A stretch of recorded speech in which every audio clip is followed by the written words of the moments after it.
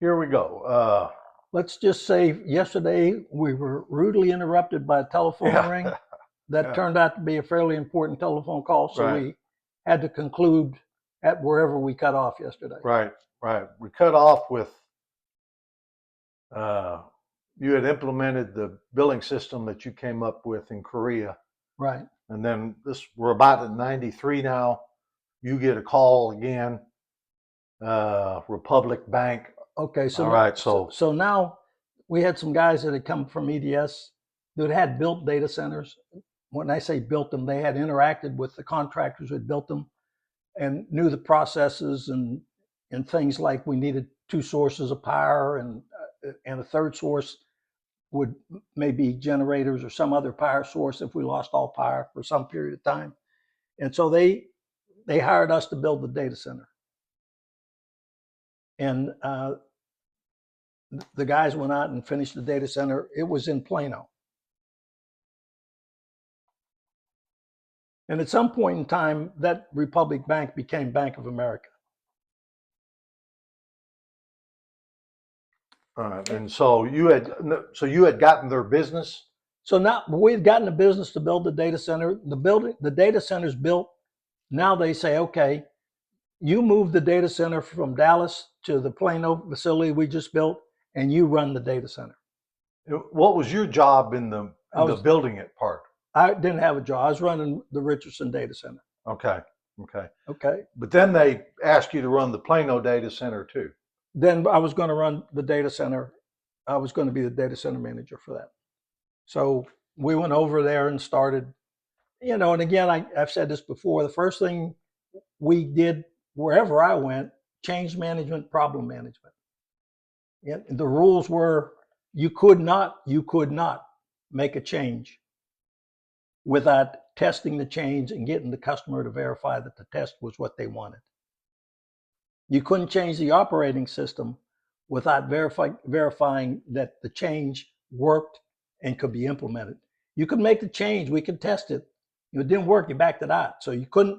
So problem management or change management was get back to where we are right now. Don't screw up something, and Right, and then we can't get back. right. And that was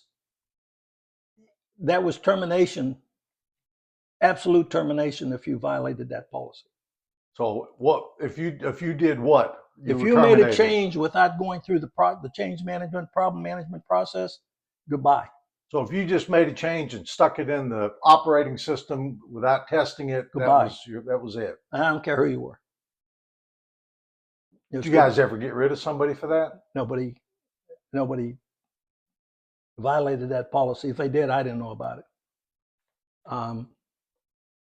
And so we're running the data centers. They're running fine. Bank of America is fairly happy. We respond like we're supposed to. If something breaks, we're on top of it. Right. We're running the other data centers. We get a contract with a company called Europcar. What did they do? Europcar is a rent-a-car company in Europe. So they rent cars all over Europe. All right. And the guy who was going to go over and be the account manager was the guy that I'm now reporting to. Okay, a guy by the name of Rod Thompson. Rod's going to go over and he's going to head up this big piece of business because we're in every country in Europe, in Western Europe, and we're going to migrate their old data to a new operating system that we're developing. And he goes over there, and I get a call from him and says, "Hey, would you come over to Paris and help us run the data centers that are in existence?" And I said, "Yeah." I mean, they replaced me. Now we got somebody else to run the other data centers. And so I go off to Paris. Mom and I find an apartment building right near the Arch of Triumph. Mom will come stay for 6 weeks or so and then go home and then come back. And I'm going back and forth to the data center. Who owned this apartment? Wasn't there some picture? It was a model. It was a woman. She was probably in her 60s or 70s when she rented it. But when she was a young woman, she was a fashion model. She was just stunning. But she rented it to me. Understood my wife was a German, which she really liked because German women take care of their stuff. Yeah. And I never heard from her again. I mean, it was Just that one time. just when I Right. rented the apartment, I went in there and met her and told her what I would do, what I was going to do, and who my wife was, and who was going to live here. And we got the apartment. It was a nice apartment. I actually had a balcony. The bedroom was in the balcony and overlooked the living room, and it was just for Mom and I. Right.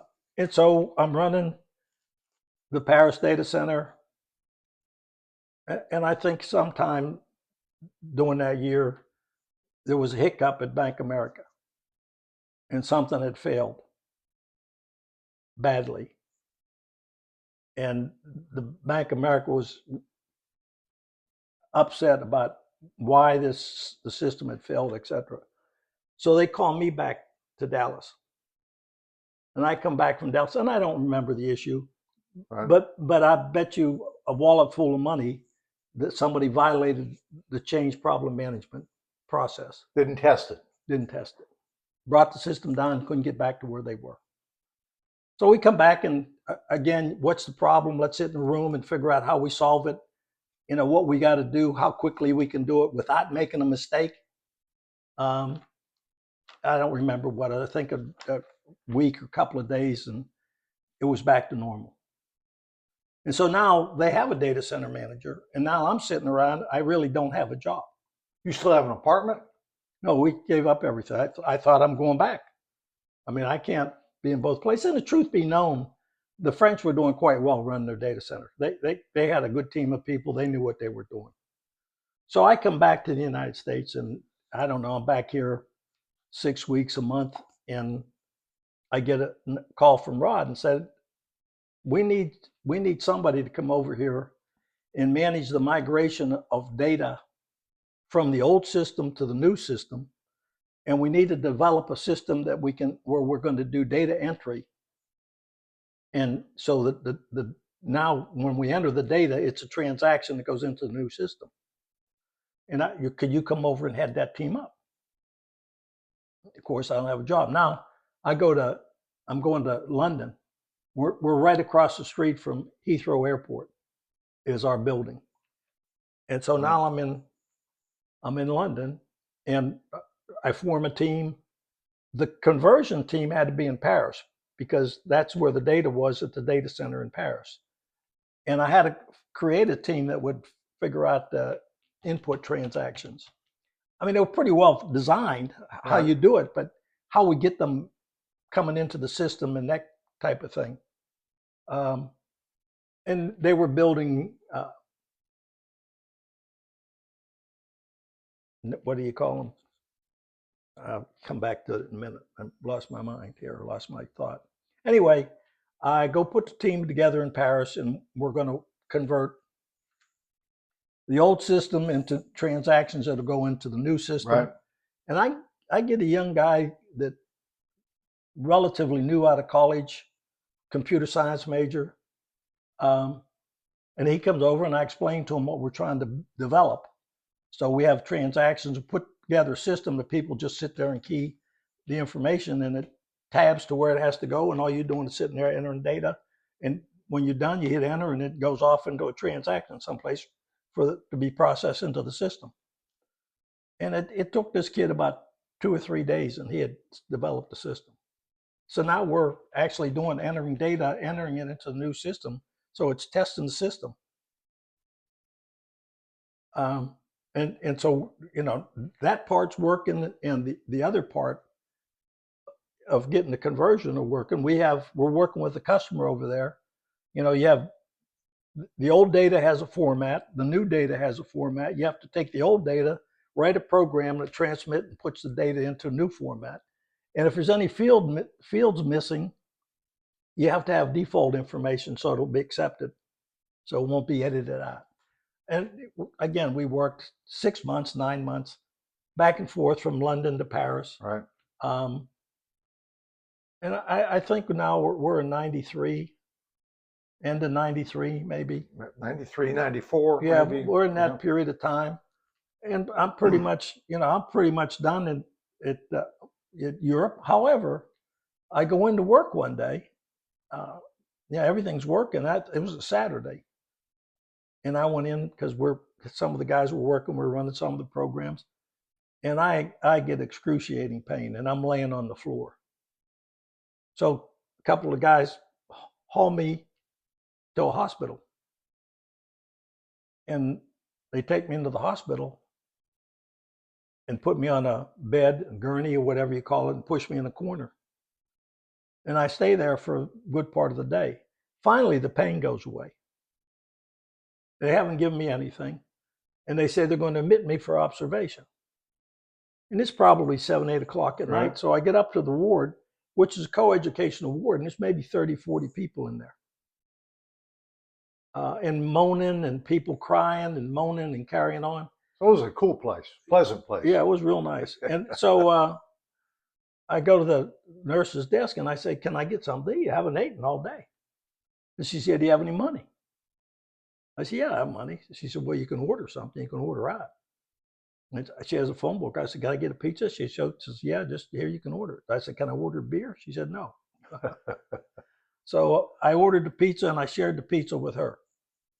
And then I go lay down. And I can't go to sleep because Right. people are moaning. And I'm in one of those things where tied to your back, your ass is hanging out. Right. And some of these guys walking up and down the hallway are calling me doctor. So I lay down and try to go to sleep. Can't go to sleep.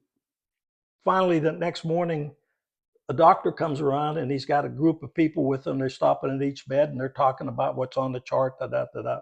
And they come back, stops, talk to me. They don't talk to me. They look at the chart, start talking to each other, and start walking away. I said, "Wait a minute, come back here." I said, "I want discharge right now." "Well, no, I want discharge right now." I said, "Well, you just go up to the nurse and tell her you want to leave." But so I walked up and uh, called some guys and said, "Come get me," and discharge myself from the hospital. Well, I said, "Well, how much does it cost me?" They said, "Nothing." Well, I said, "Well, pretty much what I got." Yeah. It was even. It was even. Even trade. I got no service, so they can pay nothing. That's a pretty good deal. Anyway, so I go back to the office, and Monday morning I told Rod, I said, "Rod, I'm going home because if there is something wrong with me, I want to find out what's the matter with me, and these guys aren't going to figure that out." And so I get home and I go to a urologist and find out it's a kidney stone, and apparently it had passed. But man, talk about pain. So were you done with London at this point? So I'm done with London. And I think at this point I started a project. We had offices in DC and Detroit and Dallas, and so we're going to try to go out and sell our services to companies that need a few programs written or need something fixed. It might be 2 months, might be 6 months, and try to make a profit by using our resources that weren't being used.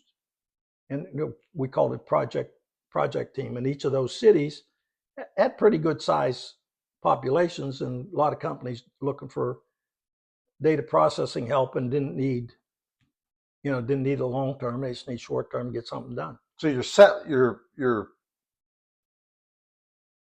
you're putting together or creating something that you can sell to small and large businesses. Right. You have a program you want written to take your input and create something um, with that data, and so we'd do that for you. And once you were satisfied with it, you write us a check, and we're on our way to the next one. Or you may say, "Well, that was so good, I'll hire you to do some other stuff." So how'd that work? It turned out to be we were starting to make money off of it. I mean, we were slowly but surely growing it. I mean, we had computer programmers, we had hardware people, we had network people, so we could access anybody to go work on those projects. And that's pretty much what we did, what I did for. I think it was, I can't remember again. I think it was somewhere. I know it was in the middle of '94 when I was asked to go do something else. All right. And so, how long do you know how long you did that, putting together About eight that months, business? 8 months or so. Um, I'm not absolutely sure, Jim, all the time frames. All right. We're gonna This will be the end of part 2 Okay.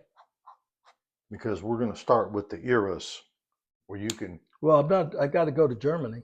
No, but just give us Oh, a short okay. heads up on what they are, Okay. so I can ask what era is this, what era Okay. is this, Okay. what era is Okay. that. But Okay. we'll start with that next time. Okay.